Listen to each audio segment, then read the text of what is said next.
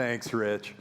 And thank all of you. I love all this interest in Bitcoin, blockchain, Ethereum, and what else are we talking about? Litecoin, other things, coins. It's really exciting to be here. I'm going to take you back. Back in 1999, I felt like it wasn't right. I'm a venture capitalist. I've been doing it for many years. I'm part of a long line of them. I just basically followed in my father and my grandfather's footsteps. And at some point, I kind of realized, well, wait a second, why isn't venture capital available to everyone? Why can't everyone participate in this? Why is it just millionaires and high net worth institutions? And so I created something called MeVC. Well, that was a big disaster because apparently there are all sorts of regulations around it. MeVC was it was a public venture capital firm. All sorts of regulations. And one of them was that I wasn't allowed to run a private venture fund and a public venture fund at the same time. And so the government is protecting us all from ourselves. And I started to think, God, there's something wrong here. And I basically had to give up MeVC, hand it over to other people, and allow them to just go do what they did with it. Ended up, some hedge fund came in and bought it off the public market. And then I started to think there was more wrong. And that was that we had it used to be pretty easy for a company that got to be maybe 10 to 50 million in revenues and maybe $1 million in profits to go public. And that was our natural flow. We would invest in a company, 4 or 5 years later, they would go public if they were successful. And then we could take them out. And then 2004, there were all these other regulations that came. Sarbanes-Oxley and everything that followed it came and made it so difficult for all of us to take companies public. And so we started to have companies that were worth $1 billion just die on the vine because they couldn't get the capital they needed and they couldn't go public, and it spiraled down. And I thought, something is really wrong with the world economy. And then I realized that there were these people, the unbanked. And I thought, well, why aren't they banked? And then I realized that if you have $12.87, you want to set up a bank account, the banks push you away because, at least in this country, it costs them about $200 per account per year to regulate you. And so they're saying, no, we don't want you because we can't make enough money off of you. And so those unbanked continue to not be a part of the world economy. And now that's like half the population of the earth. So half the creativity of the earth cannot participate in the world economy. So then I started to get involved. I started to see some interesting things happen. I was with a friend of mine from Korea, and he said, there's this new game that everybody's playing. And I said, well, that's great. And he said, no, everybody, like half of Korea is on this game. And I said, oh, interesting. And he said, yeah. And when I go to work, I hire a guy to be my avatar so that he can go up and pick up more inventory, and so I can be a part of this other virtual economy while I still participate in this mundane economy that we have here. And I thought, well, that's interesting. And then he said, and I just spent $40 on a sword for my son's birthday. And I went, well, so it was like a non sequitur. And he said, no, this is a sword that's in the game. It's a picture of a sword on a screen. And I thought, wow, that is really interesting. And then he said, yeah, we're spending real money for virtual goods. So it started making me think, oh, okay, interesting. is there virtual money? And he said, no, not yet. And then, of course, there were plenty of games out there that started to create virtual money. And I kept waiting for one of those games to think, or a company to create sort of an exchange rate between the virtual money and the virtual money in another game, one game and another game. Because people were paying real dollars for virtual money. They were saying, here, I'll pay you real dollars if I can get to a certain level on the game. But they weren't saying, I'm going to pay Farmville dollars for Zork dollars or whatever. And I thought, that's where there's going to be a big, interesting opportunity. And then Bitcoin arrived. But before I get into that, I'll give you a little bit of our history.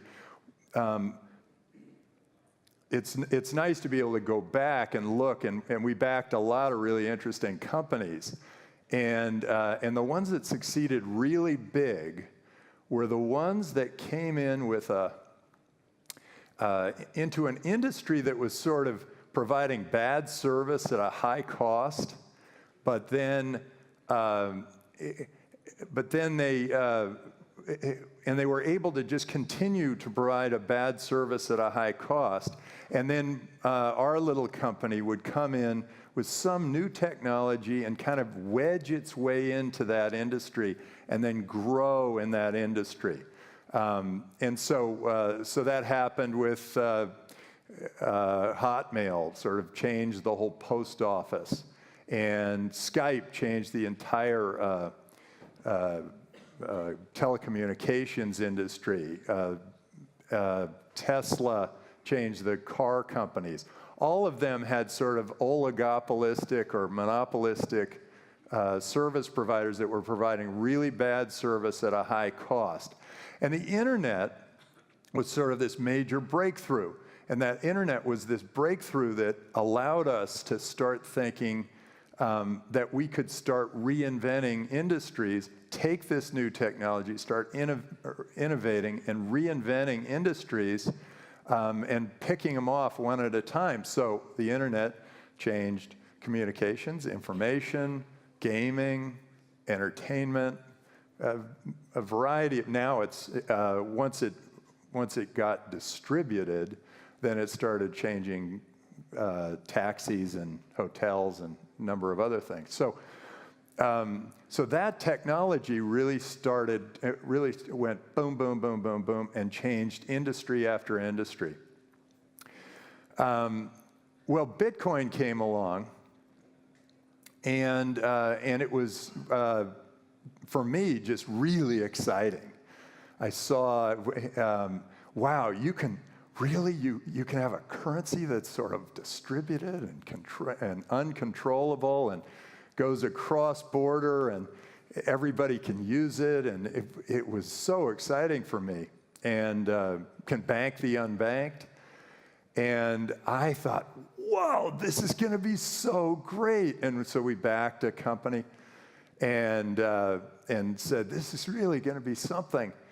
And then the company we backed, CoinLab, let us, I also went to him and I said, well, I want some of this Bitcoin, so how do I buy it? And he said, well, okay, well, we can mine it for you, and we can store it in this place, this exchange called Mt. Gox. And I said, oh, that's great. And so he's mining it, storing it in Mt. Gox, except that he said, but we're going to use some of your money, and we're going to buy an ASIC that will help mine faster so we can, jump in front of all these other miners. And so, well, that's okay, we'll try that. And so he used that, and then, the company that was the ASIC company produced the thing that we paid for, but instead of shipping it to us, they delayed shipment, and they used it so that they could do some mining. And by the time we got the chip, Bitcoin had gone from $4 a Bitcoin to $36 a Bitcoin. So the world had changed a little bit. And then when the Mt. Gox thing happened, and Mt. Gox somehow disappeared a whole bunch of Bitcoin, I thought, well, look, it's the biggest exchange. And I thought, it's over. Too bad. That was going to be really amazing. And so I looked, and I thought, okay, well, yeah, of course, Bitcoin's going to go to zero. And I looked, and Bitcoin dropped, 15% or something. I went, what? It's not gone? I thought, whoa, people really need this. This is absolutely critical for everyone's success. I don't know who they are, I don't know why they're using it, but boy, are they using it, and is this going to be really important to the world? And so then there was, of course, a bunch of nefarious activity, and I thought, well, maybe that was all it was. But then there were things like remittances and people using their Bitcoin, or people participating in Bitcoin in underdeveloped countries. All of a sudden, they were saying, "Hey, I had this great friend from Argentina who said, well, I've lived in Argentina most of my life, and I watched as my family's fortune disappeared 3 times because of inflation, and I'm only 30 years old." And so I thought, oh my gosh. So the choice in Argentina was either you hold on to Argentinian pesos, which you know are going to decrease in value 30-40% a year, or you try this Bitcoin thing that bounces all over the place, although I'll get into that. I'm starting to look at Bitcoin as though when they say, but isn't it volatile? I'm thinking, Bitcoin is steady. All these other currencies are volatile. They're jumping all over the place. They're panicking. And Bitcoin generally is headed up, and these other currencies are generally headed down against Bitcoin. So, as an investor, which one do you want to go for? So then I thought, oh, okay, this is really important for underdeveloped countries with high inflation rates, and that is going to be one of the big opportunities, and it ended up being one of the big opportunities. So then let's get back to industries. Industries that are providing bad service at a high cost, that have monopolies or oligopolies, that have not been affected by the internet yet, are suddenly getting affected by Bitcoin and the blockchain. But let me go into that. Think of the industries that have not been affected. Banking, venture capital. We provide bad service at a high cost. No question. Not too much applause on that. Yeah, just damp it down a little. Investment banking provides horrible service at a very high cost. The bankers. So finance was clearly going to be transformed by this new opportunity in Bitcoin. And then there are other industries that have not been affected. And I was thinking, well, what hasn't been affected by the internet? Well, and they're huge industries: real estate, insurance, healthcare. Somehow they have not been disintermediated, or whatever you use, transformed, whatever word you might use. They haven't been changed and improved as much by the internet. And I thought, why not? Well, because they're government regulated. They're heavily regulated industries. And so then I started to think, okay, what are the industries now that are providing the worst service at the highest cost? And that is those 3: real estate, insurance, and healthcare. But But then there's another one, and it's bigger than anything else. I mean, other than finance, bigger than anything else in the world, and it's government. Okay, so now government has controlled all their currencies for years and years and years, and what's interesting is that if you take your Bitcoin and you go across a border, you've still got your Bitcoin. If you have your Bitcoin and your government collapses, you've still got your Bitcoin. You don't have your Argentinian pesos. You don't have your drachma. You don't have your francs. It's not like this stuff doesn't happen and you don't think it's going to happen to you because you're in America. In 2009, when the crash came, people were saying, God, dollars are going to be worthless. But your Bitcoin is still there. So then these other technologies came off the blockchain. Suddenly there were smart contracts running on the Bitcoin ledger, and then Ethereum, and they created these smart contracts. And I thought, oh my gosh, this is really magical. You can have a contract that is unbreakable, and it's written into software and solid. And that made me start thinking, okay, well, wait, you can put two things together. First, you don't need a lot of legal fees. You don't need to pay a lot of legal fees to do a contract, because a smart contract can be just like, hey, you and I make a bet on the Warriors game.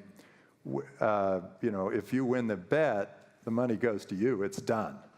Same thing for, stockholders and dividends, or now ICO holders, and I don't know, are there dividends off ICOs? There may be.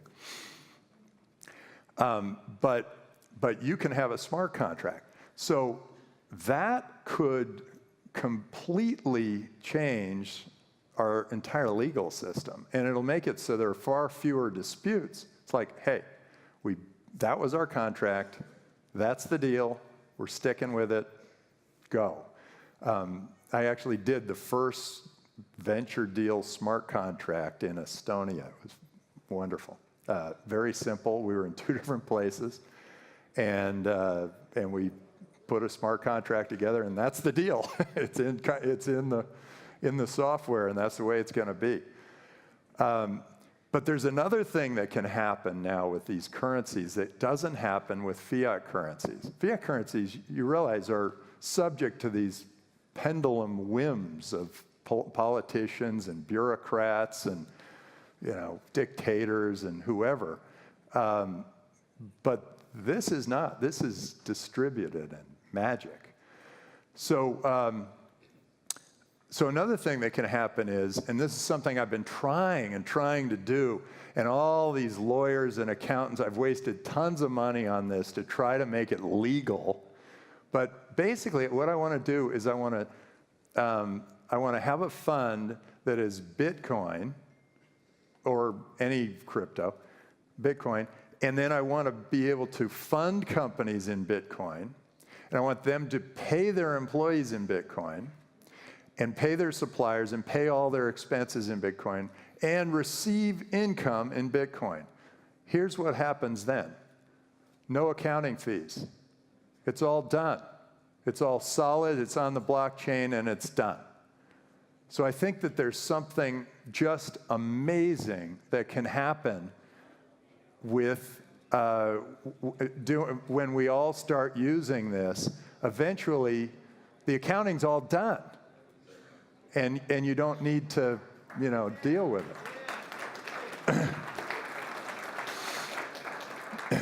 Would there be a way to solidify this so that Johnny Lunch Pail Bucket, who has to eat, knows that his Bitcoin salary didn't just go in half?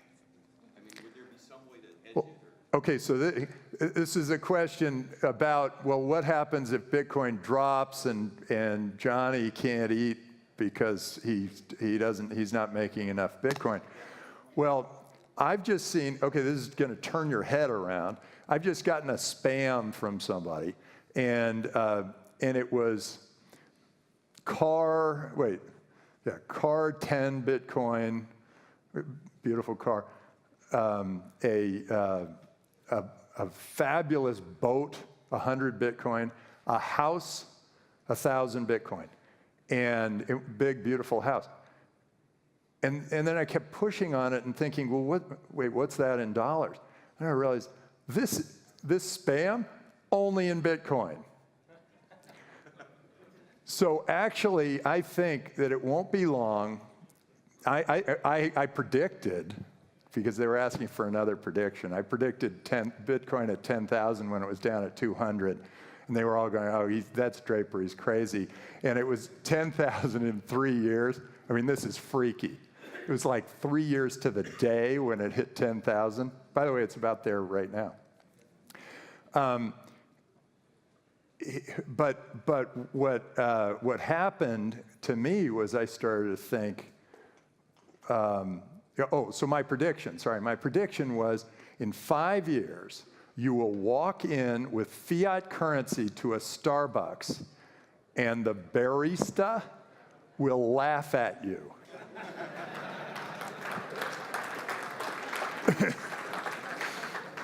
So I think, somewhere around, Bitcoin at 250,000 or Bitcoin at 1 million or whatever, it will stabilize and people will want to finally spend it, and that's where it will stabilize, and we'll end up with, I don't know where it'll stabilize, but it will stabilize relative to fiat, but fiat's going to just keep fading away.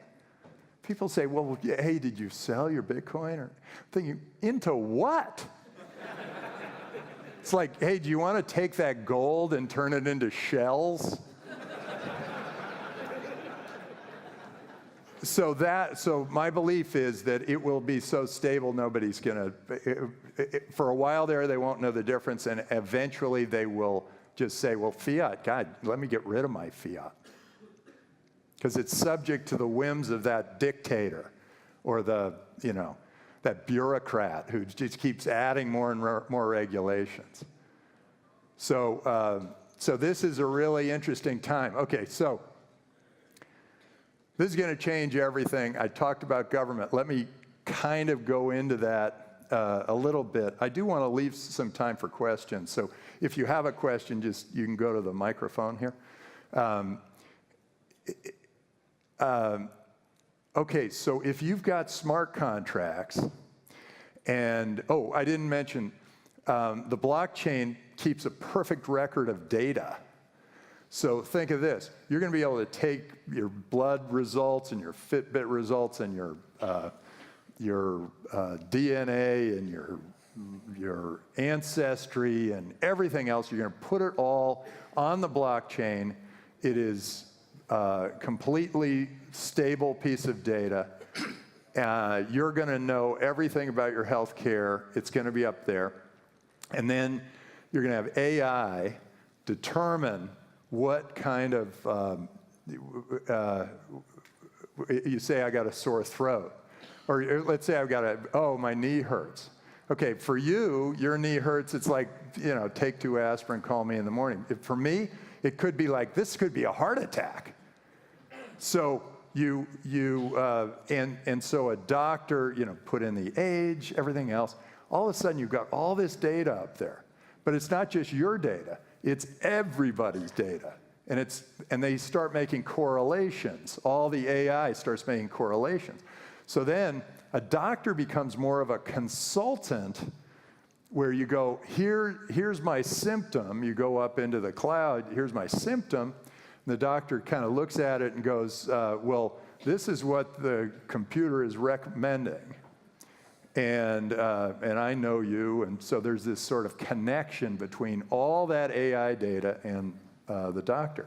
So it's going to change healthcare in a big way, but it has this extra value of data and identity. Now, we got to nail identity. All you entrepreneurs out there, nail identity. Once we get that, it's going to work. So that it knows me versus you, and knows us kind of instantaneously. And whether it's tied to like information you provide over time or it's something else. But I think you've got to do something about identity. And then start thinking about what government does, okay? And put government into two pots.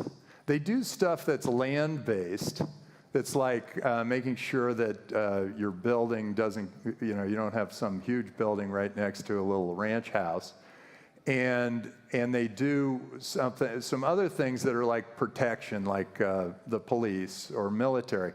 Now, I actually believe military is going to be a smaller thing because I think it's going to all be more local. These geographic borders are all falling. We can all move. We can go back, forth. We can move anywhere in the world.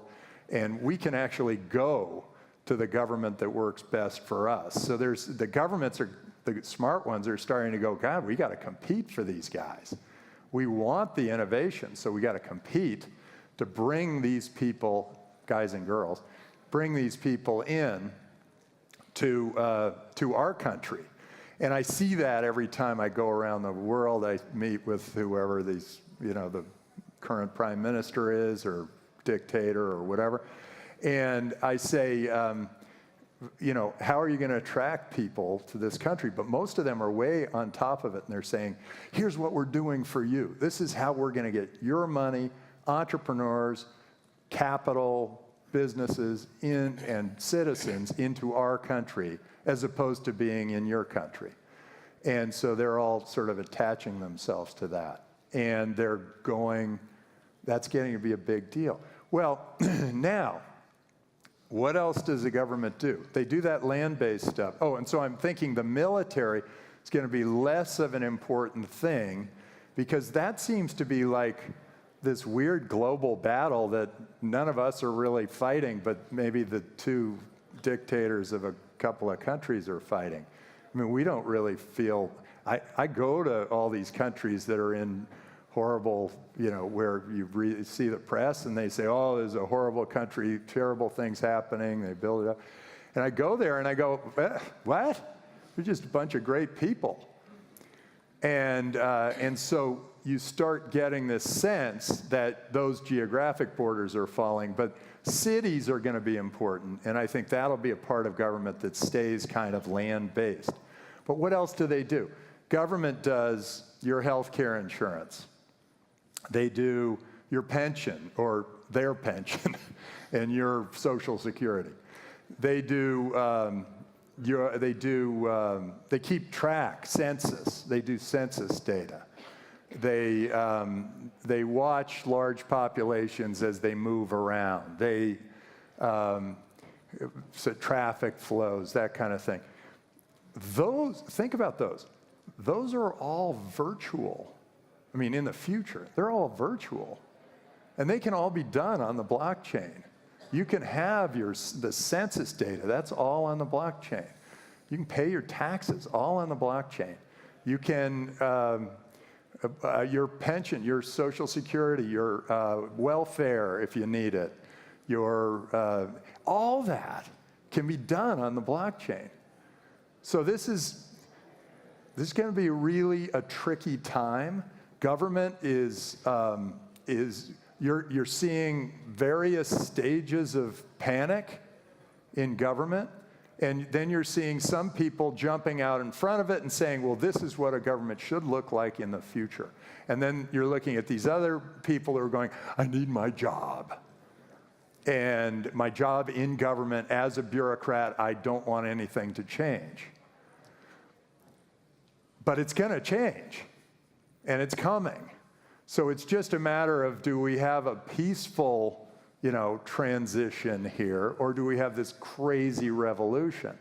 And I think we can do the peaceful transition because it's just innovation, and it's going to start with small government. So Estonia recognized this. The Prime Minister of Estonia came to Draper University and said, just by having digital signatures, I saved 2% of my GDP.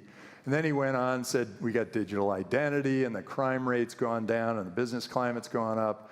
And now here's your virtual residency card. And he hands me, I'm the third virtual resident of Estonia.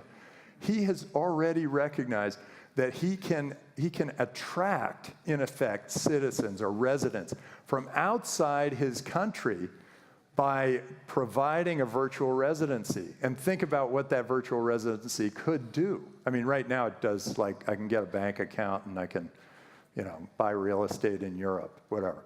But long term, it might do my health care, it might do my healthcare insurance, it might do my pension, it might be my Social Security, my welfare, might be tied to my education, who knows? Could be any number of new things. So I want to leave time for questions, but I'm still kind of rolling here. So I think that our governments should start thinking, how can we become more efficient and effective with the blockchain?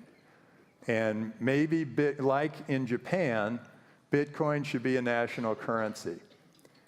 So you're seeing different governments respond in different ways. China says, Bitcoin's illegal. And all of a sudden, all these entrepreneurs from China are going, what? Wait a second, I just built this thing. And then they go, oh no, well, I'll go to America. Or now I'm going to Japan. Japan's just said Bitcoin is a national currency.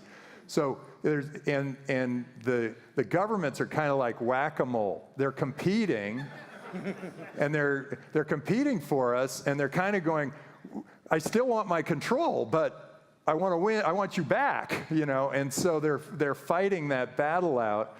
And then these small countries like Estonia and Gibraltar and Singapore and Cayman and whatever are all starting to go, yeah, come here, no problem. We got you. We got your back. Everything's good. And so this whole thing's going to change. So, question. Thank you. This is more of a comment than a question, and if I get too long-winded, just cut me off. Because Okay, who's next? on the issue of the volatility, I did an analysis back in... On the issue of what? Volatility Yeah. of Bitcoin. I did an analysis on the, back when Mt. Now, you got to remember, it's the issue of the volatility of fiat currencies. Exactly, yeah. Yeah. This was in 2013 when Mt. Gox was still operating, and I took 2 years of their data, analyzed it, and I showed that if you had bought Bitcoin at the daily high, at the worst possible point, and then sold it at the daily low at the worst possible point during that period, you still would have had a rate of return that was about twice the best rate you could get on an 18-month CD. So, and like you say, I think the trend is definitely makes it a store of value. But I just wanted to say, I'm into this from the, I guess, the anarcho-capitalist perspective. I've got a lot of ideas. I'd like to talk to people who have that same perspective. So I think I'm pretty easy to pick out in the crowd. So if anybody sees me at the party tonight, I'd love to talk to you. Terrific, good. Yeah, I think there are a lot of new forms of government. By the way, any of you entrepreneurs who are kind of going after GovTech on the blockchain, I'm all over it. Yeah. Hey, Tim, you made brief Oh, by the way, to avoid too much, I'm tim@draper.vc, and I do look at all my emails, but be very kind. Do not send me anything until you've written your white paper or your business plan or whatever. Okay? tim@draper.vc. Go ahead. I'm a multi-unit franchisee here in the States, have an opportunity to be a master franchisee in another country. Very difficult to raise revenue in the U.S. traditionally and in Mexico because we're brand new, but we're very successful in the States. Thinking about an ICO whereby which you raise the money and then the coin holders then have a share in the free cash flow distributions of an actual brick and mortar business. Yeah. Do you see that as a viable? Yeah, it's a security. You got to know that. And hopefully the SEC will create a one-page form for you to fill out. Good luck with that. Is that a reality now? Can that happen now? Otherwise, there's always Gibraltar and Singapore and Cayman and Estonia. Down by nothing. Mr. Draper, Daniel Weiss out of Houston. I agree with your comment. You're talking about nailing identity. So we've been working on the issue of nailing business identity. And the reason is, I believe that the Bitcoin price only really has consumer pricing built into it. I haven't seen the B2B transactions really occurring, and I run a business that I move money all over the world. I try to use it, but do you agree that when you come up with your price estimate, is part of that price estimate the understanding that once B2B feels comfortable with identity, that the price will bloom? No, I tie the price. I think about the price, and this brings me to my book. Hang on. Can you do something here, you guys, so they can see this too? Okay, there. Brings me to my book. By the way, it's free today on Amazon on Kindle. So only today. Grab it while it's hot. But in there, I start talking about how network effects create value.